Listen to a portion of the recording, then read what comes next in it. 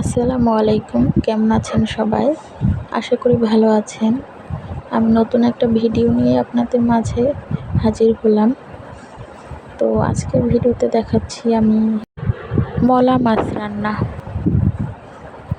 প্রথমে তেল, তারপরে পেঁয়াজ রসুন দিয়ে ভেজে নিয়েছিলাম। এরপরে কিছুটা পানি দিয়ে তার মধ্যে লবণ, হলুদ এবং মরিচ দিয়ে দিলাম। এরপরে নেড়েচেড়ে সুন্দর করে মিক্সড করে নিয়েছি।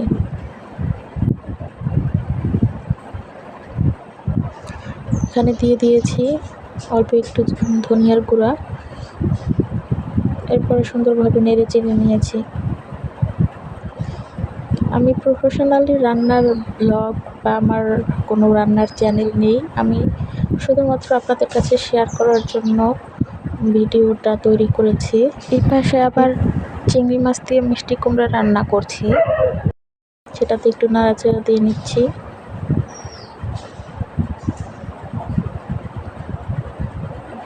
এবার ঢেকে দিয়ে কিছুক্ষণ রান্না করে নিব। এবার আমি একটু চিনি দিয়ে দিব, তাহলে মিষ্টি কুমড়ার স্বাদ আরও বেড়ে যায়। এইদিকে মাছের মশলার ঝোলটা একেবারে শুকিয়ে গিয়েছে। এখন আমি এর মধ্যে মাছ দিয়ে দিব, মাছ দিয়ে কিছুক্ষণ কষিয়ে নিব। আর এগুলো কিন্তু আমাদের পুকুরের মাছ, পুকুর থেকে মাছ ধরে নিয়ে এসে সাথে সাথে কেটে কুটে রান্না বসিয়ে দিয়েছি। এটা আমি শুধু মাছ ভুনা করব, এখানে আমি অন্য কোনো সবজি দেব না। এভাবে কিছুক্ষণ কষিয়ে নিব, ভালোভাবে কষিয়ে নিয়ে তারপরে ঝোল দিয়ে রান্না করব। আপনারা কে কে আমার মতো রান্না করেন কমেন্ট করে জানাবেন। আর যারা বসে বসে দেখছেন, রান্না করতে পারছেন না, তারা চলে আসেন আমার বাসায়, আপনাদের দাওয়াত রইল।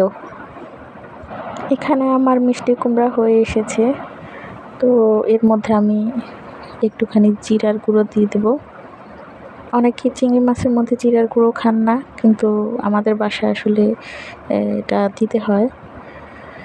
এজন্য একটু দিয়ে নেড়েচেড়ে নিলাম, নেড়েচেড়ে মিশিয়ে নিব, তারপরে চুলাটা অফ করে দেব। হয়ে গেছে আমার মিষ্টি কুমড়া রান্না। এইদিকে আমার মলা মাছটার ঝোলও শুকিয়ে এসেছে, মানে এটা কষানো হয়ে গেছে। এখন এখানে আমি পরিমাণ মতো পানি দিয়ে নিব, পানিটা দিব যাতে সিদ্ধ হয় সুন্দর করে। আমি এটাতে কোনো ঝোল রাখবো না, এজন্য পরিমাণ মতো পানি দিয়ে একটু নেড়েচেড়ে নিয়ে মশলাটা মিশিয়ে নিলাম। এরপর ঢাকা দিয়ে কিছুক্ষণ রান্না করে নেব। ফিরে আসছি 10 মিনিট পরে।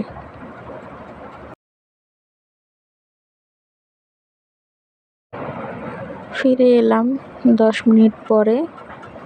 তো দেখতেই পাচ্ছেন আমার মাছের ঝোলটা একেবারে শুকিয়ে এসেছে, রান্না প্রায় শেষ পর্যায়ে। এখন আমি একটু জিরার গুঁড়ি দিয়ে নিচ্ছি,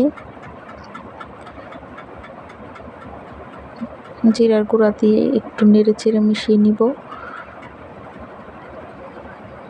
মিশানো হয়ে গেলে আমি এটাকে নামিয়ে নেব। আমি খুব সাবধানে নেড়েচেড়ে নিয়েছি যাতে মাছটা ভেঙে না যায়। তো এই যে দেখতেই পাচ্ছেন আমার রান্নাটা পুরোপুরি শেষ। এবার আমি সার্ভ করব। এই হলো আমার রান্না করার পরে ফাইনাল লুক। কেমন হয়েছে রান্নাটা আপনারা দেখে অবশ্যই কমেন্ট করে জানাবেন। আল্লাহ হাফিজ।